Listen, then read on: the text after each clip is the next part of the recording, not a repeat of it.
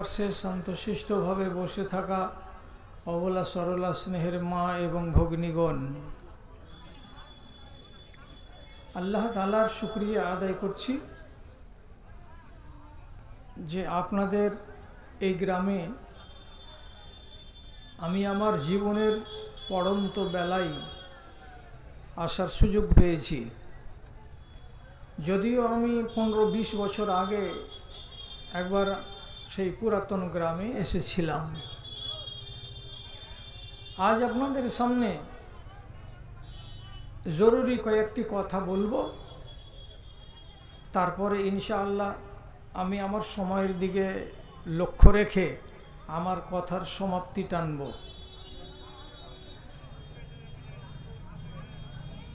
আপনাদের সামনে এই মাত্র সূরা হাশর থেকে একটা ছোট্ট আয়াত পড়ে শোনালাম।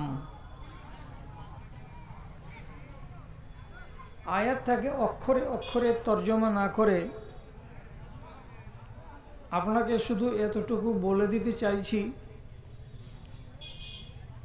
যে আমি আপনি সারা দুনিয়ার মানুষ একবার আল্লাহ রব্বুল আলামিনের সামনে আমরা রুহের জগতে হাজির হয়েছিলাম। আল্লাহ তাআলা আমাদেরকে সবাইকে হাজির করেছিলেন। সূরা আরাফের 178 নম্বর আয়াতে আল্লাহ রব্বুল আলামিন সে কথাটা প্রমাণ করেছেন দিয়ে শর্টের উপরে কথা যে একটা প্রশ্ন করেছিলেন সমস্ত মানুষগুলোকে, অর্থাৎ রূহগুলোকে, আলাস্তু বিরব্বিকুম, আমি তোমাদের রব নই? আমি তোমাদের মালিক নই? আমরা সবাই বলেছিলাম জি, আপনি আমাদের রব। রব মানে কি? রবের মানে আপনাকে আপনার প্রয়োজনের জিনিসটি যথা সময়ে যথা নিয়মে দিয়ে আপনাকে ছোট থেকে বড় করা, আপনার এক স্তর থেকে আপনার স্তরকে আস্তে আস্তে আস্তে আস্তে বদল করা, ছোট থেকে জোয়ান, জোয়ান থেকে পূর্ণ মানুষ, তারপরে বৃদ্ধ, তারপরে কবর। এইটার নাম হলো রব। প্রশ্ন হলো যে আল্লাহ তাআলা নিজের কথাকে ঠিক রেখেছেন, আপনাকে খেতে দিয়েছেন, আপনি সুখে বাঁচবেন কি করে তার জন্য জমিন দিয়েছেন, আপনি নাকে অক্সিজেন নেবেন, না নিলে বাঁচবেন না তার জন্য আল্লাহ তাআলা হাওয়ার ব্যবস্থা করেছেন।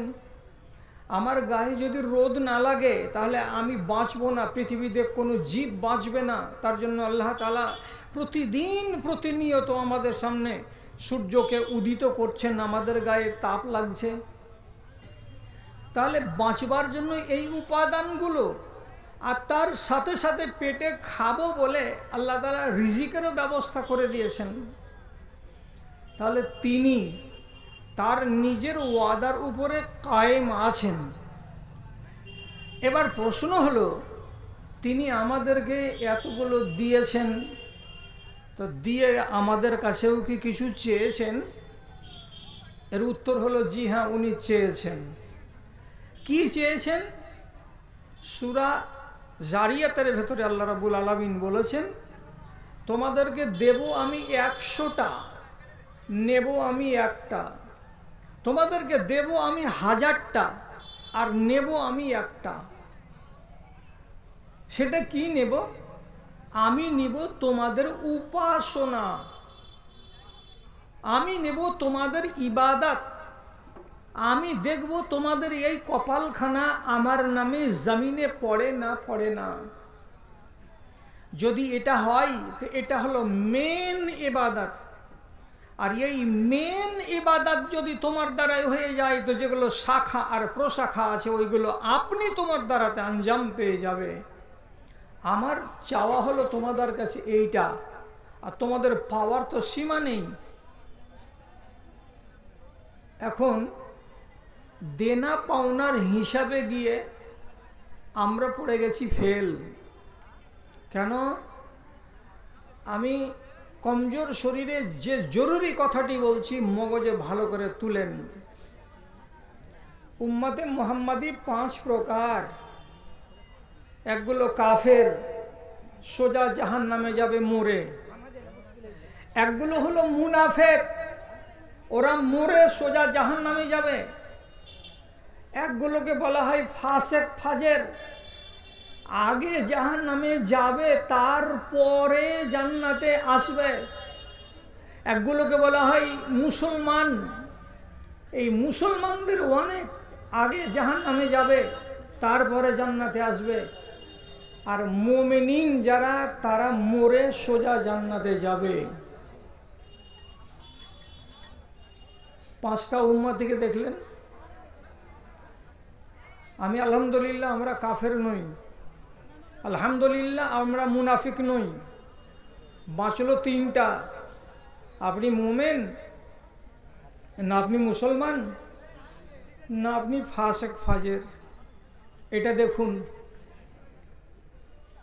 আমার কথাতে রাগ করবেন না, আপনার উপরে আমার ব্যক্তিগত কোনো আক্রোশ নেই। নিজের চোখ দিয়ে যখন দেখছি এই দুনিয়ার মানুষের দিকে, নর এবং নারীর দিকে, তখন আমি শতকরা 95 জন লোককে দেখতে পাচ্ছি এরা সব ফাসেক এবং ফাজের। ফাসেক কাকে বলে? কোন লোকটাকে ফাজের বলা হয়? এর সোজা তর্জমা হলো এই, যে ব্যক্তি আল্লাহর বিধি বিধানকে হয় পড়ে শিখেছে আর না হয় শুনে শিখেছে, আবার শিখার পরে আল্লাহর বিধানকে মানে না, বুড়ো আঙুল দেখায়, অগ্রাহ্য করে, এই লোকটাকে বলা হয় ফাসেক। বুঝে গেলেন? তাহলে আপনি এবার বলুন, এই মজলিসে যতটি লোক আছে এবং মহিলা মহলে যতটি মেয়ে ছেলে আছে, ছোট করে 4টা প্রশ্ন করছি। জীবনে শুনেছেন না শুনেননি? যদি বলেন না শুনিনি, তাহলে আপনার উপরে আমার আক্ষেপ থাকবে না। কি আমি বলতে চাইছি, আপনি শুনেননি যে সুদ খাওয়া হারাম? হ্যাঁ শুনেছি। মানতে পারছেন না? না, আপনার নাম ফাসেক। আপনি শুনেননি কোনো আলেমের মুখ থেকে যে মদ খাওয়া হারাম? হ্যাঁ শুনেছি। মানছেন না কেন? এই জন্য আপনি হলেন ফাসেক। আপনার মা আর আপনার বেটি, আমার বাড়ির মেয়েরা, এরা কি জীবনে শুনেনি যে নারীদের জন্য পর্দাকে আল্লাহ রাব্বুল আলামিন অনিবার্য করে দিয়েছেন? পর্দা ফরজ। তাহলে ফরজ জিনিসটা যদি মায়েরা ছেড়ে দেয়, বোনেরা ছেড়ে দেয়, তাহলে এর নাম কি? এর নাম হলো ফাসেক। এই রকম মানুষগুলো যখন মরে যাবে, আল্লাহর কসম খেয়ে বলছি,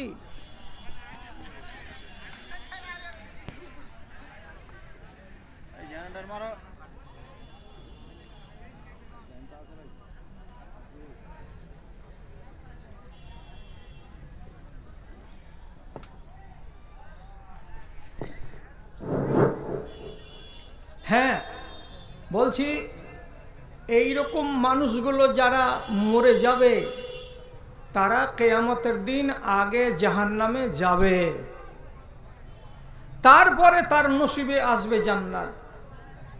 লকড়ি হয়ে যাবে, কয়লা হয়ে যাবে, ঝাঁঝরা হয়ে যাবে, তারপরে 100 কি 150 কি 200 বছর জ্বলে তারপরে জান্নাতের মুখ দেখতে পাবে। আপনি যদি জাহান্নামে যাবেন, তাহলে আপনার গ্রামে আর আপনার দেশে এতটি মাদ্রাসা কেন হলো? এতটি মৌলবি কেন হলো? এতগুলো জুমা মসজিদ কেন হলো? জাহান্নামকে আবাদ করার জন্য আল্লাহ তো কাফেরকে বানিয়ে রেখেছেন হাজার হাজার লাখ লাখ। আপনি কেন যাবেন জাহান্নামে? জাহান্নাম থেকে বেঁচে যাওয়ার পথ করুন। কি পথ করবেন? কথাটার দিকে কান করুন। এত মিষ্টি হাদিস আমার নজরে অন্য নেই। হাদিস সবই ভালো, কিন্তু এই হাদিসটা যখন আমি পড়ি তখন আমার মন ভরে যায়। এই হাদিসটা এত মিষ্টি। কি বলেছেন রাসূল? রাসূলুল্লাহ সাল্লাল্লাহু আলাইহি সাল্লাম বলছেন, তোমরা জন্মগতভাবে ভুল করবে। কেন? তোমাদের বাপ ভুল করেছে। তোমরা জন্মগতভাবে ভুলে যাবে, তোমাদের বাপ ভুলে গেছিল। তোমরা জন্মগতভাবে মানুষের সঙ্গে তর্ক করবে, হুজ্জতি করবে, তোমাদের বাপ তর্ক করেছিল। কি কথা? কথার গোড়া হলো এই, হযরতে আদম নিজের বয়সের 40টা বছর দান করে দিয়েছিলেন হযরতে দাউদ আলাইহিস সালাতু ওয়াস সালামকে। সে আদি জন্মের কথা। তখন আল্লাহ তাআলা ফেরেশতাদেরকে বলেছিলেন এর বয়স 100 করে দাও, আর আদমের বয়স 1000 ছিল, ওখান থেকে 40 বছর কমিয়ে দাও। তাহলে আদমের যদি বয়স 40 কমে যায় তো 960 বছর হলো আদমের আয়ু। যেদিন 960 বছর হলো, মালাকুল মউত এসে হাজির হয়ে গেলেন, আমি জান কবজ করতে এসেছি আপনার। হযরতে আদম বললেন, এটা কেমন কথা? আমার বয়সের এখনো 40 বছর বাকি আছে, আর তুমি আমার জান কবজ করতে চলে এসেছো, মানে কেমন কথা এটা? ফেরেশতা বললেন, আপনি আপনার বয়সের 40টা বছর আপনার কোনো বেটাকে দান করে দিয়েছিলেন, অতএব সে কথা কি আপনার মনে নেই?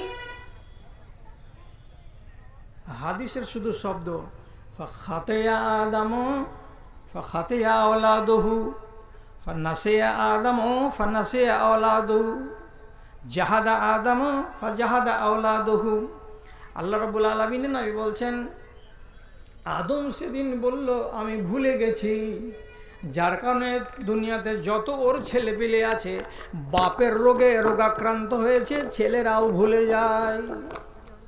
সেই দিন আদম আলাইহিস সালাম ভুল করেছিলেন একটা, চুকে গেছিলেন একটা, তার দ্বারাই যে চুক হয়েছিল এই কারণে যত দুনিয়াতে তার বেটা আর বেটি আছে এরাও দুনিয়ায় চলতে গেলে চুপ করে দেয়, ভুল করে দেয়, এদের দ্বারাই হয়ে যায়।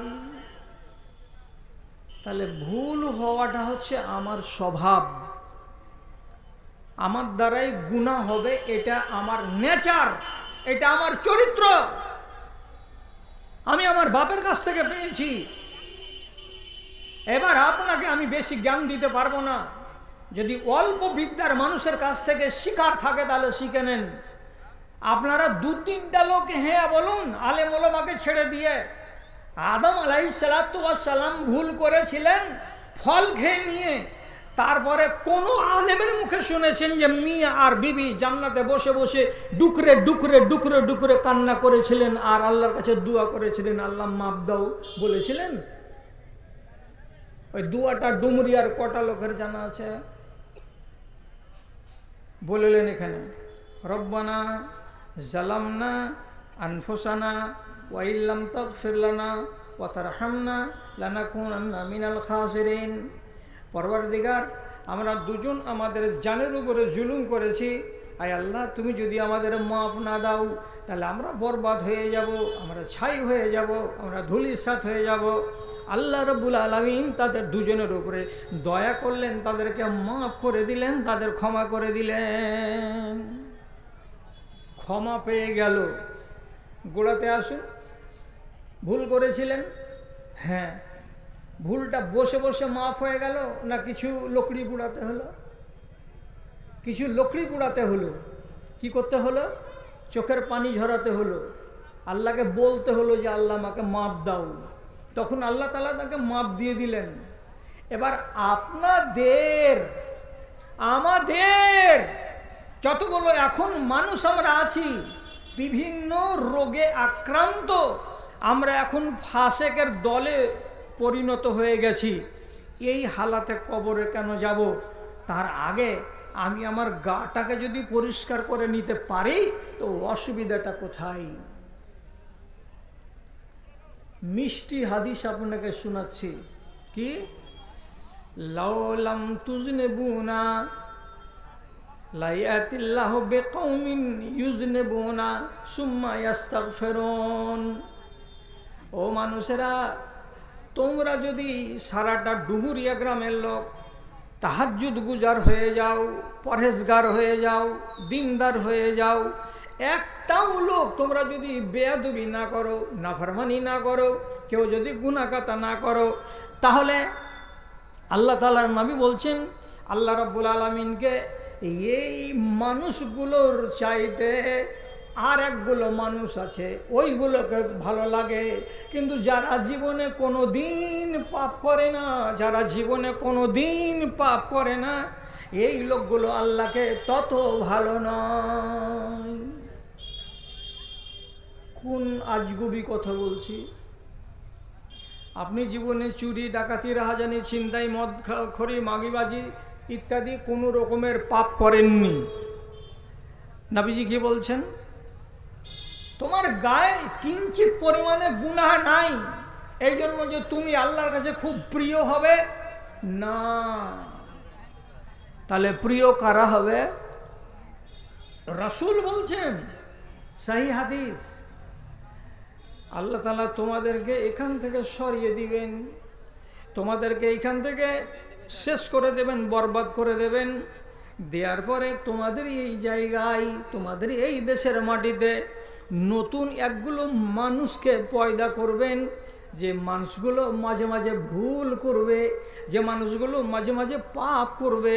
আর পাপ করে নেওয়ার পরে ভেতরে যখন ভয় সৃষ্টি হবে যে আল্লাহরে কি কাজ করলাম, আল্লাহরে কি অন্যায় করে দিলাম, এই কথাটা যখন মনের ভেতরে জেগে উঠবে, তখনই আল্লাহ তাআলার সামনে তারা ইস্তেগফার করবে, তারা কাঁদবে, তারা মাপ চাইবে, তারা ক্ষমা চাইবে। আল্লাহ তাআলা বলছেন তখন আমি তাদেরকে ক্ষমা করে দেব। এই লোকগুলোই আমাকে বেশি মজা লাগে, এই লোকগুলোই আমাকে বেশি ভালো লাগে ওই লোকগুলোর তুলনায় যে লোকগুলো জীবনে কোনো দিন গুনাহ করে না, আর জীবনে কোনো দিন আমার কাছে হাতও পাতাতে যায় না। তাহলে আমাদের তো গুনাহ আছে, আমাদের মতো মানুষগুলো যদি আল্লাহর কাছে মাপ চাইতে যাই, তাহলে তো আমরা বেশি ভালো। চাইতে যাচ্ছি না কেন? মাথাতে রাখুন কথা, ফাসেক হয়ে মরে গেলে জান্নাত যেতে পাবেন না, আগে কিছুদিন জাহান্নামে থেকে তারপরে জান্নাতে আসবেন। ফাসেকের পরিচয় কি বলেছিলাম? জেনে যারা অন্যায় করে তারা, এবং যারা এমনভাবে গুনাহ করে যে তাদের গুনাহগুলো দেশের লোক জানতে পারে, গাঁয়ের লোক জানতে পারে, গাঁয়ের লোক টের পেয়ে যায় যে উমুকের বেটা এই কাজে জড়িয়ে আছে, উমুকের বেটি এই কাজে জড়িয়ে আছে। অর্থাৎ আপনার পাপ দেশবাসী জানে, আপনার অন্যায় গ্রামবাসী জানে, আপনার অন্যায় আপনার পাপ গ্রামবাসীর কাছে লুকিয়ে নেই। এই লোকগুলোকে বলা হয় ফাসেক। এবার শিখতে হবে কয়েকটা কথা। কি কি?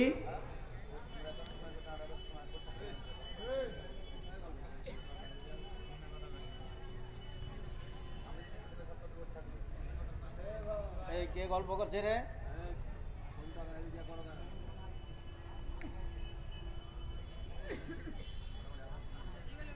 সাগিরা গুনাহ 9টা 5 মিনিটে করবেন, 9টা 10 মিনিট হবে না, মাফ হয়ে যাবে যদি একটা জিকির করে দেন। জিকির লা ইলাহা ইল্লাল্লাহ, মাফ। সাগিরা গুনাহকে মাফ হতে টাইম লাগে না। 1 2 নম্বর কাবিরা গুনাহ। কাবিরা গুনাহের ভেতরে ফর্মুলা শিখে রাখেন। কি? আল্লাহ রাব্বুল আলামিন শিরিকের গুনাহ জীবনে কোনো দিন মাফ করবেন না, কোনো দিন মাফ করবেন না। কাকে বলে শিরক? আল্লাহও বেটা বেটি দেয়, পীর সাহেবও ছেলে পিলে দেয়। সাদা মুরগা নিয়ে যদি সদলাপুর চলে যায় কোনো ছেলে আর মেয়ে, আর পীরের নামে জবে করে পীরকে খাইয়ে দাইয়ে পীরকে বলে আসে যে আমরা একটা ছেলে দিও। এই লোকটা হলো মুশরিক। এই মুশরিককে আল্লাহ রাব্বুল আলামিন জীবনে কোনোদিন মাপ দিবেন না। হলো শিখা।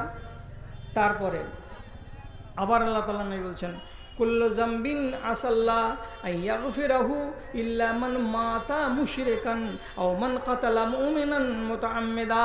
কোনো মানুষ যদি জীবনে কাউকে মার্ডার করে থাকে তাহলে এই গুনাহটা জিন্দেগিতে মাপ পাওয়া যাবে না। দুটা হয়ে গেল। তারপরে গুনাহ কি আছে? মাকে ভাত দিনি, এটা একটা গুনাহ। বেপরদা হয়েছি, এটা একটা গুনাহ। চুরি করেছি, মদখোরি করেছি, ডাকাতি করেছি, ছিনতাই করেছি, রাহাজানি করেছি, পরনিন্দা করেছি, গীবাত করেছি, এত লোক যত রকমের গুনাহ আছে, যত রকমের গুনাহ আছে সবগুলো গুনার মাফি পাওয়া যাবে। কিন্তু এই সমস্ত গুনাহগুলোর ভেতরে আর একটা গুনাহ আছে যাকে আল্লাহ তাআলা মাফ দেবেন না। কি সেই গুনাহটা? আল্লাহ রাব্বুল আলামিনের নবী বলছেন, কুল্লু উম্মতি মুআফান ইল্লাল মুজাহিরিন। সব গুনাহ তোকে মাফ দিব রে বান্দা। কতলের গুনাহটা বাদ, শিরিকের গুনাহটা বাদ। এই দুটা গুনাহকে বাদ দেওয়ার পরে যত রকমের পাপ আছে তোমার সবগুলো পাপকে আমি মাফ করে দিতে পারি, সবকে আমি মাফ করে দিতে পারি। কিন্তু একটা গুনাহ এমন আছে আমি জীবনে মাফ করব না। গুনাহটার নাম আরবিতে বলা হয় মুজাহির। মুজাহির কাকে বলে? মুজাহির বলে ওই গুনাহগারকে যে গুনাহগার রাতের বেলায় পাপ করে সকালবেলায় চায়ের দোকানে লোককে জানিয়ে দেয়। যে গুনাহগার পাপ করে ওর পাপটা লুকিয়ে থাকে না, গায়ের মানুষ জেনে নেই। এমন গুনাহ হলো মুজাহির, লোককে দেখিয়ে গুনাহ করা। এইরকম গুনাহগুলোকে আল্লাহ রাব্বুল আলামিন বলছেন, তুমি চ্যালেঞ্জ করছো আমাকে। গুনাহ করার পর তোমার মতো মানুষকে জীবনে মাপ দেওয়া হবে না। বুঝতে যদি না পারেন যে কাকে বলে, একটা মানুষ মদ খেয়ে গা গা যদি হাঁটে আর ওই বকে, মদখোরেরা যেমন বকে, তো মদখোর যেভাবে বকে সেভাবে বকছে আর ডুমুরিয়া দিয়ে হাঁটছে আর চলে যাচ্ছে।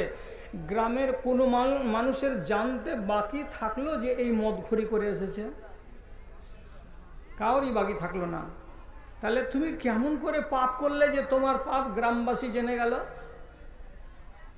একটা মেয়ে রাঙ্গাইপুরে বিয়ে হয়েছে, ওখান থেকে ছেলে কোলে করে শ্বশুরের বাড়ি থেকে হরিশ্চন্দ্রপুর স্টেশনে নেমেছে, আর হরিশ্চন্দ্রপুর স্টেশন থেকে নেমে নিজের আদরের বাচ্চাকে কোলে করে হাঁটতে হাঁটতে হাঁটতে হাঁটতে গ্রামে ঢুকছে।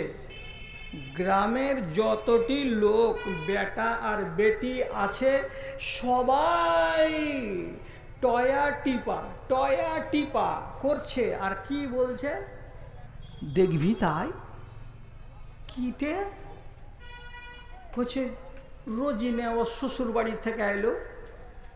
তখন কে বলছে, কোন রোজিনা রে? বলছে, জানিস না উমুকের বেটি পালিয়ে বিয়ে করেনি, ওই রোজিনা এতদিন ধরে আসেনি, ছেলে হয়েছে, ছেলে কোলে করে আজ মার বাড়ি আসছে। তাহলে গোটা গ্রামের মানুষ বুঝতে পারছে যে এই মুরজিনা নামের মেয়েটি 1 বছর আগে ওর বাপকে না বলে বিয়ে করেছিল। এ হারামি বিয়ে করে, যে বিয়েটা জায়েজ নয়, এই বিয়ে করে স্বামীর বাড়ি, যে স্বামীটা জায়েজ নয়, তার বাড়িতে 11-12 মাসের মাথায় থেকে একটা জারোয়া ছেলেকে কোলে করে বাড়ি চলে আসছে। এই নারীটার নাম হলো আরবি ভাষাতে মুজাহির।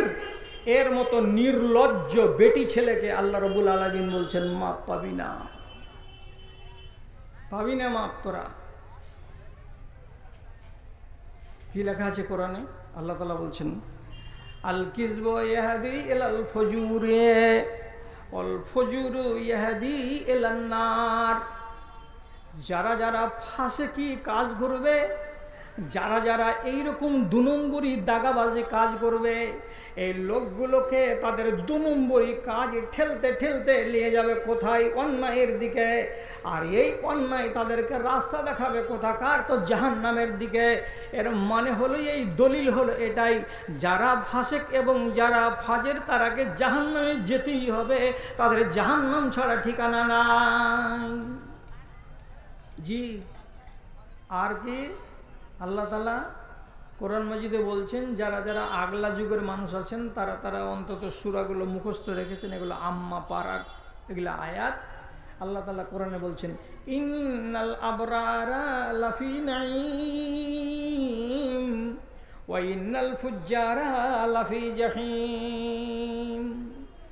যারা নেককার হবে মরার পরে তারা জান্নাতে যাবে, আর যারা ফাজির হবে, যারা ফাসিক হবে, যারা পাপী হবে, যারা গুনাহগার হবে, এ মানুষগুলো মরে যাওয়ার পর তারা জাহান্নামে আগে যাবে। তাহলে আপনি আর আমি, আমার কত মিষ্টি মিষ্টি নাম আমাদের রাখা আছে, এত মুসলমানের ভালো ভালো নাম হওয়া সত্ত্বেও আমাকে মরার পরে আল্লাহর জাহান্নামে আগে যেতে হলো কেন? তো আমি ছিলাম ফাসিক। নামটা কাটান। আপনি মনে মনে বলছেন, মৌলভী সাহেব মরবার আগা দিন যদি তওবা করে নিতে হবে হবে, কিন্তু আপনি আমাকে লিখে দেন যে মরবার আগা দিন তওবা করার সুযোগ পাওয়া যাবে, পারবেন বলে দিতে? জি। ভালো মরণের লক্ষণ আছে, মন্দ মরণের লক্ষণ আছে। যারা মানে তারা মানে, যারা মানে না তারা পা দিয়া সানে। আপনি বসে আছেন যে মরবার কালে আমি কলেমা পড়বো বা ভালো হয়ে যাব, তারপরে আমি ফাসেক ফাজের নামটাকে কাটিয়ে কবরে যাব। মৌতের কোনো গ্যারেন্টি আছে যে কিভাবে মরবেন? রাসূলুল্লাহ নিজে বলছেন কি, আমি নিজে আল্লাহ তাআলার কাছে দিনে একবার করে পানাহ চাহি। কি বলে পানাহ চাহি? আল্লাহ হঠাৎ মরণ যেন আমাকে না হয়ে যায়। আল্লাহুম্মা ইন্নী আউযু বিকা মিনাল মাউতিল ফুজাআতে। আয় আল্লাহ, আমাকে দুপ করে হঠাৎ করে যেন মরণ না লেগে যায়। হঠাৎ করে মরণ কাকে বলে? অ্যাক্সিডেন্ট হয়ে যদি মরে আর মাথাতে যদি আঘাত লাগে, তো তখন আপনাকে কেউ পানি খাওয়াবার লোক থাকবে না, আপনাকে কেউ লা ইলাহা পড়াবার লোক থাকবে? এটা হলো হঠাৎ মৌত। এই মৌত ভালো নয়। ফতেপুরের কাছে 3টা খালা রোডের কিনারায় পাট ছড়িয়ে বসে আছে, আর যে খালাকে কতটা জুড়ে বাড়ি যাবো, যে ফের রান্না চাপাবো। 3 মা খালাতে গল্প করছে, ট্রাক উল্টে গেল। তো গেল তো গেল, খালা বহিন বেটি সবারই উপরে ট্রাকটা যে শুতে গেল। গোটায় 10 ঘন্টা পরে খালায় তো বহিনকে ট্রাকের তল থেকে বের করতে হলো। এটা কয়দিনকার ঘটনা? 8 দিনের। পেয়েছে ও লা ইলাহা পড়তে? ও কি কলেমা পড়ার সুযোগ পেয়েছে? ও কি তওবা করার সুযোগ পেয়েছে? পায়নি। কাজে কোনো মানুষ যেন মরণের অপেক্ষাতে না থাকে। কোনো মানুষ চুল দাড়ি পাকবে তখন আমি ভালো হব, এই অপেক্ষায় যেন না থাকে। কেন? যে মৌত এবং জীবন দুজন একসঙ্গে বাড়িতে বাস করছে। আলাদাভাবে মরণ আসমান থেকে দৌড়াতে দৌড়াতে দৌড়াতে দৌড়াতে আসবে না। আল্লাহ রাব্বুল আলামিন জীবনকে এবং মরণকে একই গায়ে, একই জায়গায়, একই টোলায়, একই বাড়িতে একসাথে ঘোরাফেরা করার পাওয়ার দিয়েছেন। আপনার বাড়িতে মৌত আছে, আপনার বাড়িতে হায়াত আছে, বেঁচে আছি ভালো কথা। হঠাৎ রাতের বেলায় মরে গেলাম, মরণকে ডাকতে যেতে হয় না, টাইম হয়ে গেল, মরণ হয়ে গেল। ভাইজান, তাহলে আপনাকে আমি শুধরাতে কেন পারছি না? এই যে পাপী তাপী মানুষগুলো আছে, এরা আল্লাহ রাব্বুল আলামিনের নজরে কি খালি খারাপ মনে মনে ভাবছেন? আপনি আজব কথা মনে করিয়েন না। আমি ঝুঠা কথা ইনশাআল্লাহ বলছি না, আর বাজে কথা আপনাকে বলছি না। যা বলছি আপনাকে আমি সত্য কথা বলছি। কি বলছি? একজন গুনাহগার মানুষকে, একজন পাপী মানুষকে দুনিয়ার মানুষেরা যতটা ঘেন্না করে তার চাইতে বেশি এই দুনিয়াতে যতগুলো প্রাণী আছে, গরু আছে, বাছুর আছে, ছাগল আছে, ভেড়া আছে, এইগুলো যত প্রাণী এরা মানুষের চাইতে বেশি ঘেন্না করে। আপনি মনে মনে বলছেন এরকম কথা কেন হলো গো? মুসলমানকে বা মানুষকে জীবজন্তুতে ঘৃণা করবে এটা কথা তো কোনো মৌলবি বলেনি। যদি না বলে থাকে তো আমাদের মৌলবির দোষ, না শুনে থাকেন তো আজকে শুনে নেন। যদি এই গ্রামের কোনো একটা লম্পট, কোনো একটা বেদিন, কোনো একটা মদখোর মারা যায়, আপনি কি করেন? সাথে সাথে মসজিদের ইমাম সাহেবকে যা বলেন পুরো পাড়ার এলাহি মারা গেছে, একদম মাইকে এলান করে দেন 4টার সময় জানাজা হবে। ওয়ার মক্তবর মৌলী সাহেব বলছে একটি শোক সংবাদ, পুরো পাড়ার ইলাহি মারা গেছে, ইন্না লিল্লাহে ওয়া ইন্না ইলাইহি রাজিউন। উনার দাফন কাফন হবে বেলা 4টার সময়। ইন্না লিল্লাহ কখন পড়তে হয়? মনে যদি কষ্ট লাগে তো ইন্না লিল্লাহ পড়তে হয়, আল্লাহ কোরআনে বলেছেন। মনে যদি ব্যথা লাগে তো ইন্না লিল্লাহ পড়তে হয়। ব্যথা লেগে গেল, হাজি আব্দুল করিম সাহেব মারা গেছেন, ইন্না লিল্লাহি ওয়া ইন্না ইলাইহি রাজিউন। আপনাদের দেশের একজন কোনো বড় আলেমের নাম এলো, মাওলানা উমুক সাহেব মারা গেছেন, কানে খবর গেল এত বড় আলেম একটা মারা গেছে, মনে কষ্ট হলো, আপনি বললেন ইন্না লিল্লাহি ওয়া ইন্না ইলাইহি রাজিউন। মনে কষ্ট হলে আপনি ইন্না লিল্লাহ পড়বেন,